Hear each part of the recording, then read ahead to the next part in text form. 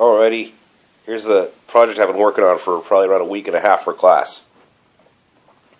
It just looks like I got a board and threw some paint on it and glued little plastic cowboys and stuff to it. But that's what you're supposed to see. That's not what I spent all the work on. That only took me like a couple hours. I did that like last night. All the work went into what you don't see. So, let's see here. I'll show you. If I can find the...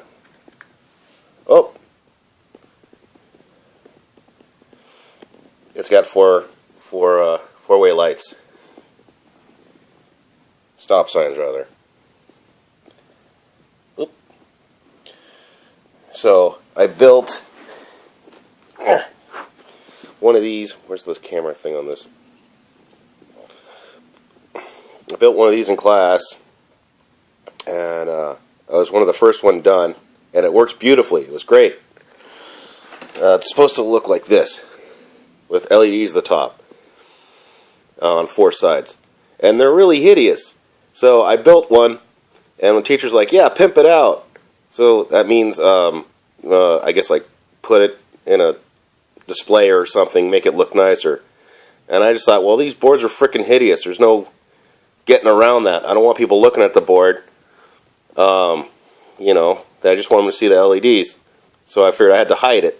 So basically what I did is I went and I started desoldering, and I had to take the LEDs off and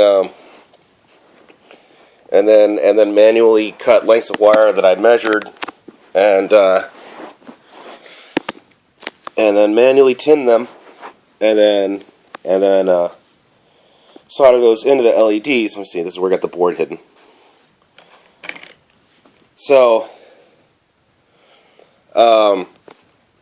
yeah, I was doing that, and it wasn't so bad. I was desoldering, and it was all good, and I'd made the mistake of buying a solder sucker from Radio Shack, which pretty much, you know, started destroying my first board, the one that I'd made that worked perfectly.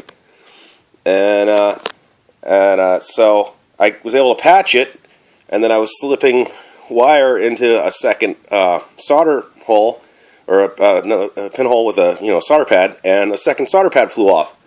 So at that point I said, screw it, I'm starting with a brand new board.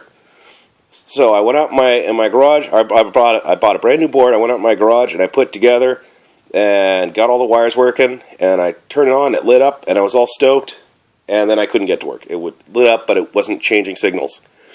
And I didn't know what was wrong, so I was freaking out. And yeah, so I sent an email to my teacher. He cryptically did not respond, or he did, but he didn't respond to my question. And I brought it to class, and one of the students said, hey, did you twist that knob? I'm like, I thought I did. But I twisted it again, and all of a sudden it started working. So it's all good. So yeah, everything's working now.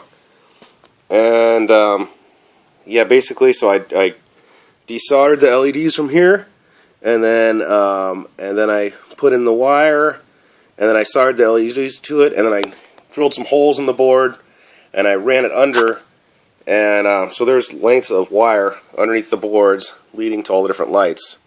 But you don't see it, which is kind of the point. This way you just get the stoplight effect without having to look at a bunch of ugly electronics.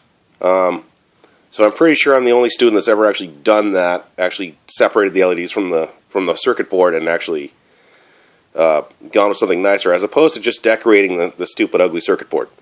So that's that. I'm going to turn it in a few hours here. Alright, bye.